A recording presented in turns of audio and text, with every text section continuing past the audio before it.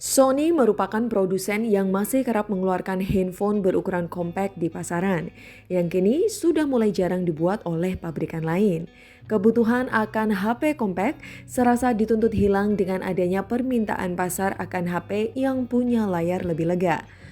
Cuma untuk sekarang pabrikan lain hanya fokus ke gedein luas layar aja, tidak berusaha mengimbangi dengan kualitasnya. Lini Xperia dengan jargon layar ala TV Bravia-nya tetap fokus ke bagian layar. Walaupun bentuknya compact, Xperia 5 tetap menjadikan HP dengan media player yang berkualitas. Apakah fitur-fitur lainnya juga berkualitas?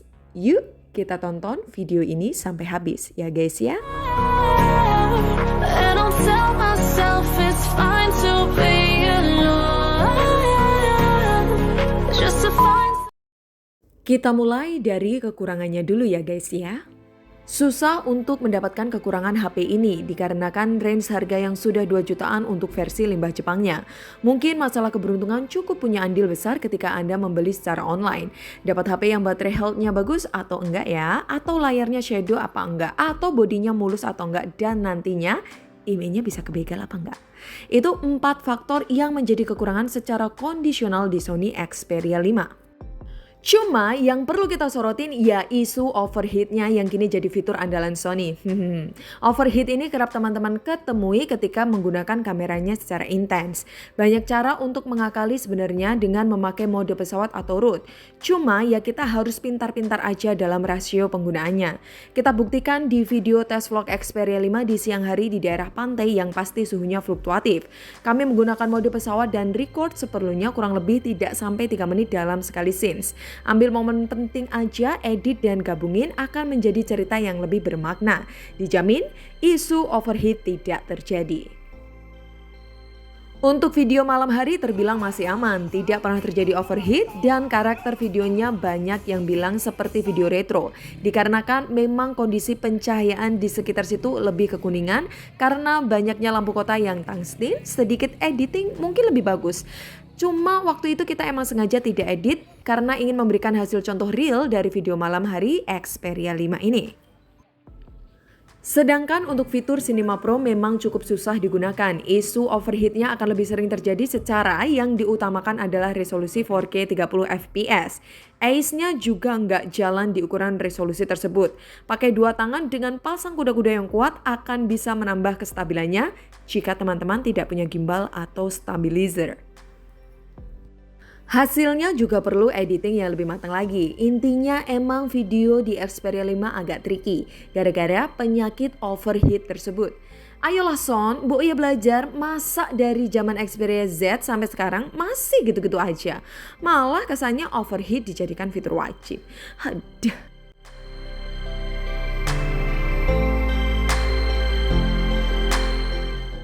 Next kita masuk ke kelebihannya.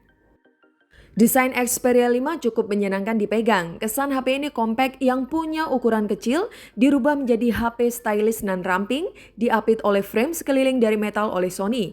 Tingginya 158 mm, lebarnya cuma 68 mm dengan bobot ringan 164 gram.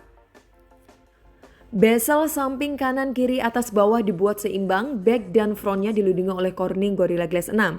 Kesannya elegan dan mantap aja digenggam. Kelemahannya cuma backdoornya yang mudah kotor karena sidik jari, apalagi teman-teman pilih yang warna hitam. Desainnya emang kayak persegi panjang, kaku tanpa ornamen-ornamen khusus. Cuma desain inilah karakternya Sony.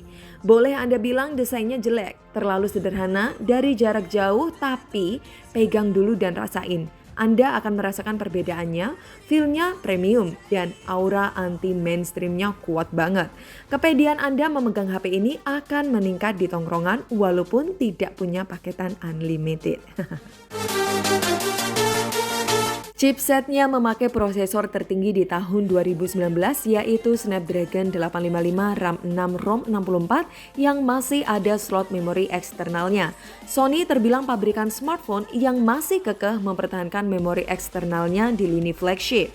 Snapdragon 855 masih terlalu garang di tahun 2022. Tidak ada yang diragukan akan hal ini. Main game apapun masih ngebut tergantung intensitas teman-teman memainkannya. Jika bermain berjam-jam, ya pakai cooler lebih memberikan experience game yang lebih powerful. Untuk kerja multitasking sosmed, HP ini ya tentu tidak ada kendala. Dengan model compact yang ramping, HP ini amat ramah terhadap penggunaan satu tangan. Apalagi UI-nya punya karakter simple yang ringan, minim kostumisasi layaknya stok Android. Xperia 5 mentok ke Android 11, untungnya fitur full gesture sudah bisa diterapkan secara pra-install. Memudahkan kita dalam berpindah dari aplikasi satu ke aplikasi lain lebih smooth dan intuitif. Untuk layarnya, resolusinya standar Full HD Plus bukan 2K atau 4K di Xperia 1. Tapi menurut mata kami resolusi ini udah lebih dari cukup. Layarnya cuma 6,1 inch. Dengan gaya desainnya, layarnya serasa memenuhi semua bagian smartphone asal Jepang ini. Dengan body to ratio mencapai 80,9%. Cuma meninggalkan bezel atas yang diisi oleh speaker sekunder dan bezel bawah yang terlihat kosong. Sayangnya bezel bawah tidak ada speaker utama, justru speaker utamanya diletakkan di bawah bodi. Suaranya cukup keras di bagian treble-nya, cuma kurang power di bassnya. Namun perpindahan stereonya cukup renyah menurut kami.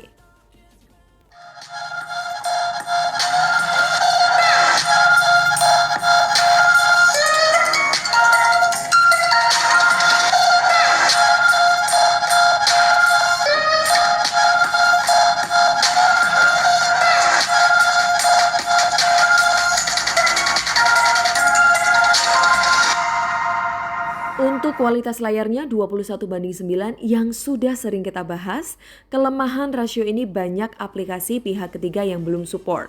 Untuk nonton YouTube, ya pilihan jenis video sinematik adalah pilihan yang paling pas dan maksimal. Tapi masalahnya kebanyakan video di YouTube masih belum mendukung rasio 21:9. Efeknya banyak bagian yang ke-crop jika di zoom fill atau black bar lebih jika tidak di zoom fill.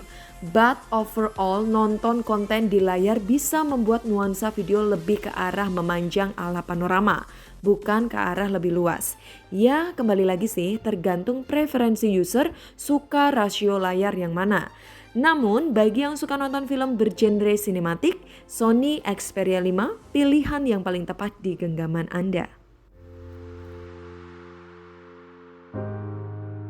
Baterai default Xperia 5 sebesar 3140 mAh, mendukung fast charging 18 watt tapi belum menganut sistem wireless charge. Cukup disayangkan sih, padahal secara back body, Xperia 5 sudah terbuat dari kaca.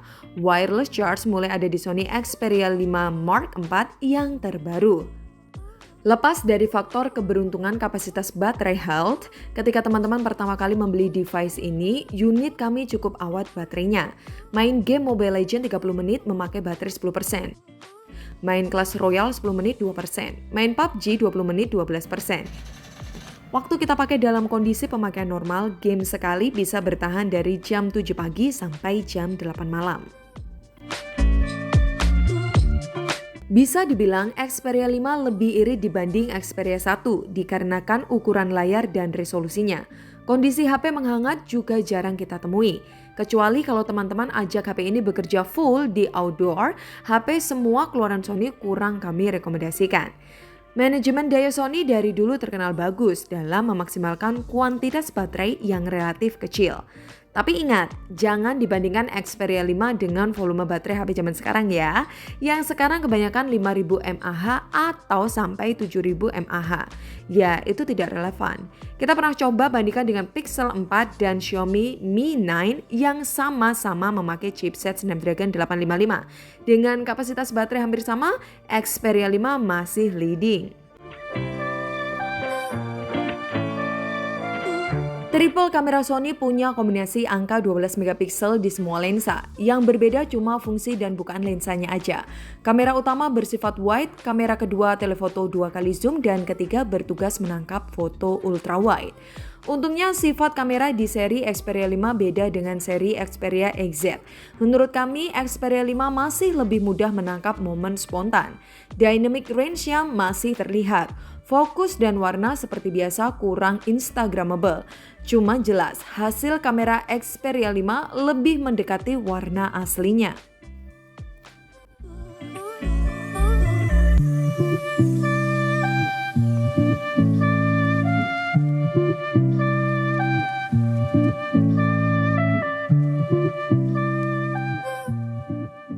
Akan tetapi, jika di kondisi terlalu membelakangi cahaya, Xperia 5 lebih memilih objek di depan untuk di show off. Atau kita bisa pilih sebaliknya, background belakangnya yang lebih diutamakan. Kita tidak bisa memilih seperti yang kita harapkan untuk Xperia 5 menghasilkan foto objek utama dan background tercapture sempurna, secara seimbang seperti yang mata kita lihat dan harapkan.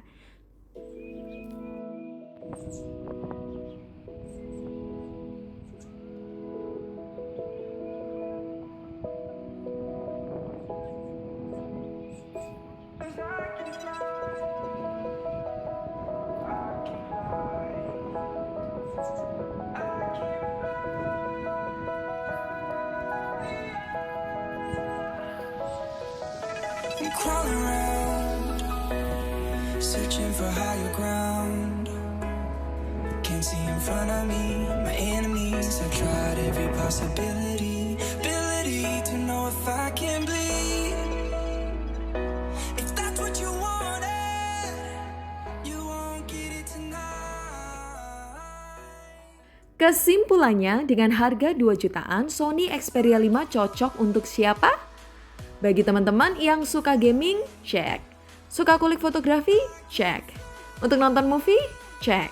Suka dengerin musik? Kalau itu teman-teman harus beli konverter atau TWS Bluetooth yang terbaik menurut Anda. Karena di Sony Xperia 5 tidak disediakan lubang jack audio. Bagi yang ingin HP yang fotonya berkarakter, instan semua, lini Xperia tidak kami rekomendasikan masuk ke daftar belanja Anda. Dan yang paling sangat disayangkan adalah tempat kelahirannya Sony Xperia 5 yang kini masuk ke daftar handphone black market. Walaupun Anda beli seri Docomo atau global pun, banyak kendala di bulan-bulan ini yaitu faktor kebegal IMEI yang sering dan makin marak terjadi. Para seller pun sampai angkat tangan. Pemerintah sudah benar membuat aturan tersebut karena pajak yang bocor karena perdagangan black market amat besar. Harusnya Sony tetap bertahan di Indonesia, tapi nasi sudah menjadi bubur. Karakter user kita lebih suka harga murah dibungkus propaganda dibanding kualitas jangka panjang. Sony makin tidak ada harapan di Indonesia. Deal paling win-win solution menurut kami, beli Xperia 5 ya didaftarin di bea cukai, atau jika nekat ya kita harus siap menanggung segala resiko. Memakainya sebagai HP kedua adalah pilihan bijak, walaupun secara spesifikasinya tidak layak Xperia 5 ini untuk diduakan. Saya Vanilla dari tim Gadget Pahlawan pamit. Bye guys.